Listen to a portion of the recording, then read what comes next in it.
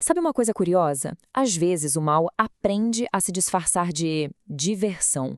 E é exatamente sobre isso que a gente vai conversar hoje, dando uma olhada numa festa que parece super inocente, mas que, na verdade, tem raízes espirituais, olha, bem profundas. Vamos juntos desvendar o que está por trás do Halloween? Pois é, né? À primeira vista, o que a gente vê? Só uma festa, cheia de doces, fantasias, aquela brincadeira toda. Mas a pergunta que não quer calar é: o que é que se esconde de verdade por trás dessas máscaras? Por trás de toda essa decoração? Será que tem alguma coisa ali, sabe, debaixo da superfície, que a gente precisa prestar um pouco mais de atenção?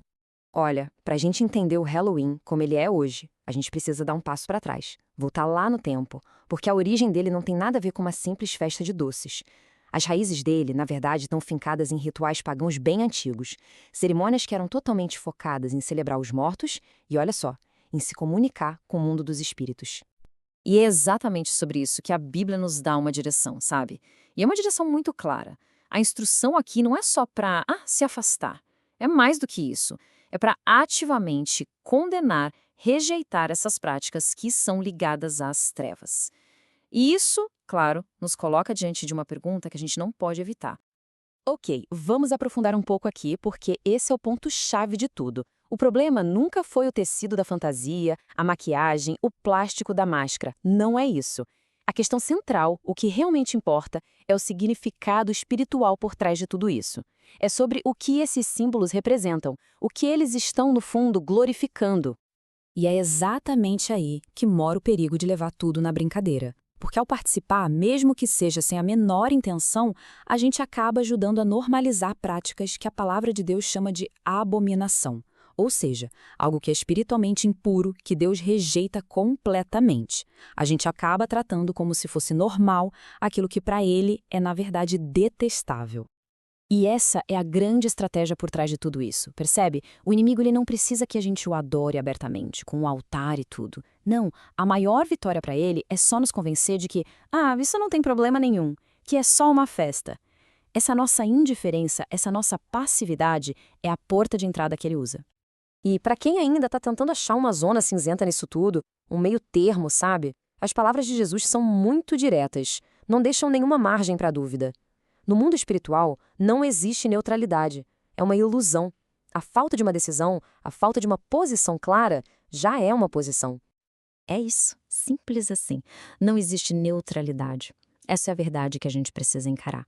No reino de Deus não tem meio termo. Cada escolha que a gente faz, e até mesmo aquilo que a gente escolhe não fazer, cada omissão, nos coloca de um lado. Ou do lado da luz ou do lado das trevas. Então, diante de tudo isso, a questão se torna muito pessoal e urgente. E olha, isso não é sobre apontar o dedo ou julgar ninguém, de forma alguma. É sobre cada um tomar uma decisão por si mesmo, porque chega um momento em que a gente precisa, sim, escolher um lado. E essa escolha que é apresentada de uma forma muito clara para a gente. De um lado, a gente tem a armadura da luz, o que ela representa: proteção, verdade, a nossa identidade firmada em Deus. E do outro lado, o disfarce das trevas, que representam o engano, a imitação, o alinhamento com aquilo que é mal. E a palavra de Deus, mais uma vez, nos chama para uma ação que tem duas partes. Não é só vestir as armas da luz. Antes disso, é preciso tomar uma decisão consciente de rejeitar, de abandonar as obras das trevas. É um ato de dizer não para uma coisa, para depois poder dizer sim para outra. É uma renúncia que vem antes de um revestimento. E olha, é muito importante deixar uma coisa clara. O objetivo de toda essa conversa não é colocar medo em ninguém, de jeito nenhum. O medo paralisa, o medo não constrói. O objetivo aqui é gerar discernimento. E o que é discernimento? É aquela sabedoria que vem do alto para a gente enxergar o que está acontecendo no mundo espiritual por trás do que os nossos olhos veem, para a gente poder fazer escolhas baseadas na verdade e não só na aparência das coisas. E a base de todo esse nosso discernimento é uma só: a vitória de Cristo na cruz. Pensa bem. As mesmas coisas que o Halloween celebra, que ele coloca em evidência, a morte, o inferno, a figura do próprio diabo, tudo isso já foi publicamente vencido, derrotado, despojado de qualquer poder lá na cruz. E isso nos leva, então, à pergunta final. E que, se a gente parar para pensar, é a mais lógica de todas. Se o nosso rei, Jesus, já lutou essa batalha e já conquistou a vitória definitiva sobre todos esses inimigos, por que então a gente escolheria participar de uma festa que celebra justamente o lado derrotado?